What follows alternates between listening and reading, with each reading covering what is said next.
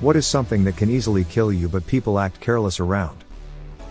Wild animals in national parks, especially the herbivores. People, stop trying to pet or get selfies with the elk and the deer and the bison. They don't want you around and they can and will fuck you up and they won't kill you quickly like a bear or wolf might. They'll trample and toss your ass around until you are just a lump of bone fractures on the ground. Seriously. A lot of predators are usually pretty easy to scare off or get away from. They only hunt when they feel they won't get injured, so you just need to make them feel unsafe and they'll usually retreat. Most prey animals, on the other hand, fight for their lives, not just a meal. They'll ground you to paste for looking at them wrong, because the more aggressive and strong prey survive the predators. The hippo has entered the chat. They nasty. The ocean. The ocean is a big scary thing that can kill you, filled with smaller things that can kill you.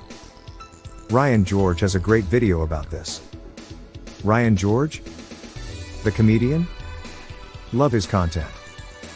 Nah, most people have a very healthy respect for the ocean and enough people live in such ridiculous fear of it that I don't think it fits this post. 100% it's driving. I thought the same thing.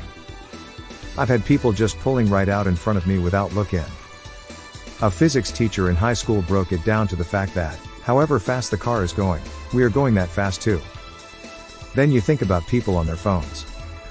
People should definitely be more scared about driving. There are 3 impacts in every accident. Car against object. You against inside of car. Organs against inside of you. The desert. I am fascinated how many West Coast people will go deep into a desert to clear their head, when breaking down with no water and nobody around or getting lost while hiking could easily kill you.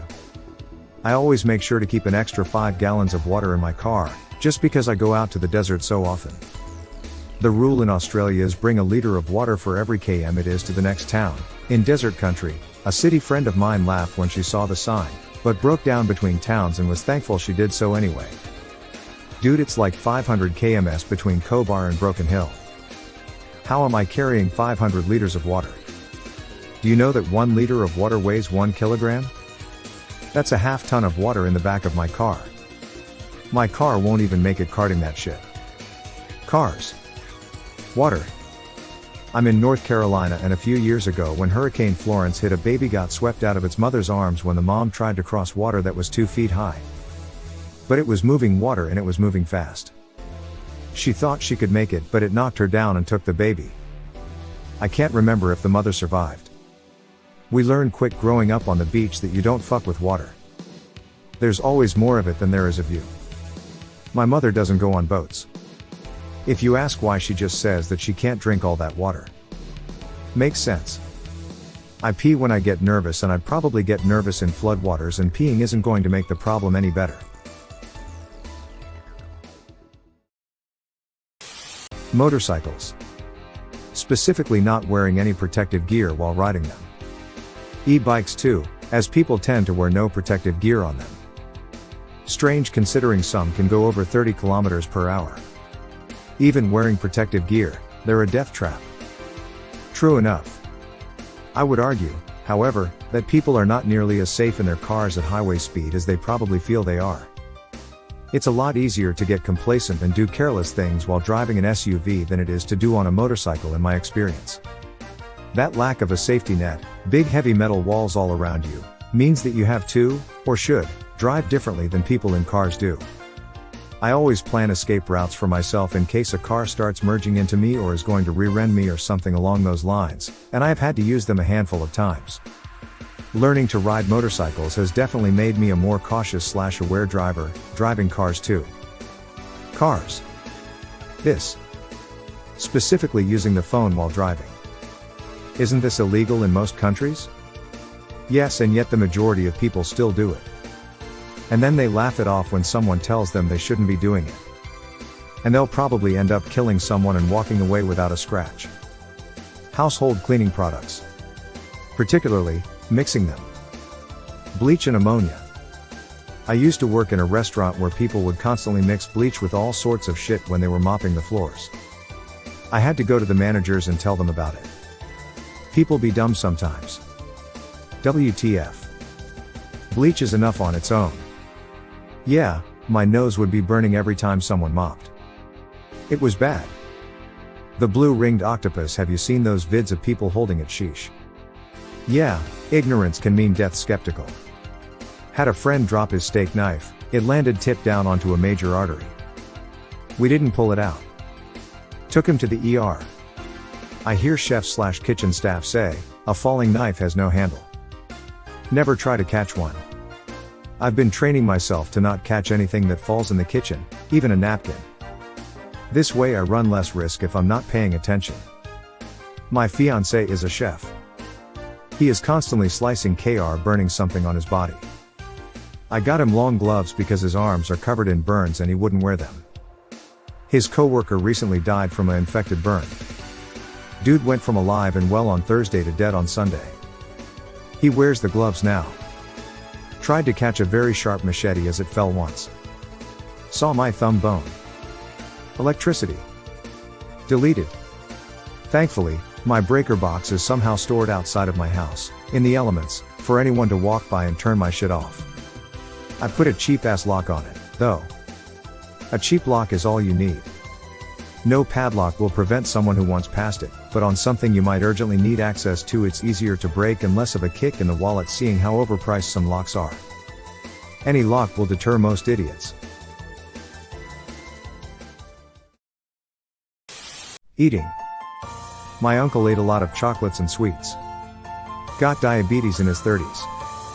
In his 40s and 50s he needed to have operations that the doctors said he needed to regulate his blood sugar levels for.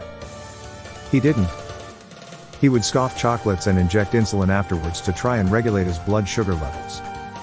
He passed out in the street last Christmas, face planted into the ground. When he came around he was paralyzed in his arms and legs. The hospital had performed one of the operations he needed while he was unconscious, operating on the spinal bones in his neck, through his voice box. He became a quadriplegic and was sent into a care home. Unable to do much apart from watch TV. The care home staff had to evacuate his bowels for him, feed him, clean him, etc. He lost the will to live.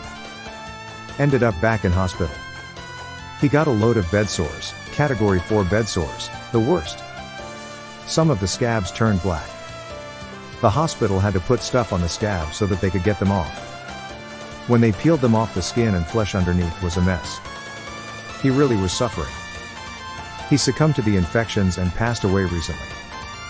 Train bridges. Where I lived growing up there were a ton.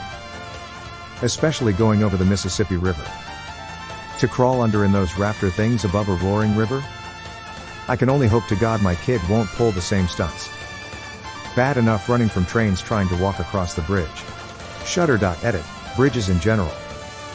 We also had that 35 bridge fall in like 2006. Lathes. Please people remember, any heavy machinery that spins will absolutely rip you into 1,000 pieces if you're not careful. There used to be a video of guy who got caught in one and it ripped him apart, throwing body parts all over the shop. That's actually where I got my serious caution for lathes from. That video is brutal. It's still up on certain subreddits, shouldn't be too hard to find for anyone curious enough. You ever operated a lathe? That's like any other piece of machinery, you get used to running it, become complacent and die, or at least seriously injured. Driving in heavy snow. For God's sake, please pay attention to the barely visible road instead of looking at your phone and tailgating me. ESP if you're in an abnormally large pickup truck. Reason number 1,764,826 why Texas is so dangerous when it snows. I find it's the people with the luxury level SUVs who are the worst. They have 4WD, but have never driven it off-road, and they think that it somehow magically makes driving in snowy/icy conditions the same as driving on smooth dry pavement. It doesn't. Cars. Depression. Other people. Alcohol. Mosquitoes. It is estimated half of all human deaths ever came from mosquito-borne disease, chiefly malaria. Source. Massively underrated comment. Yellow fever, malaria, Zika, dengue, West Nile. It's a long, lethal list. Disagree. The point is act carelessly around them. Most people in mosquito areas get vaccines before going, where heavy bug spray, will run away and hide if they see mosquitoes. They are dangerous and kill a lot, but I don't think people are careless around them.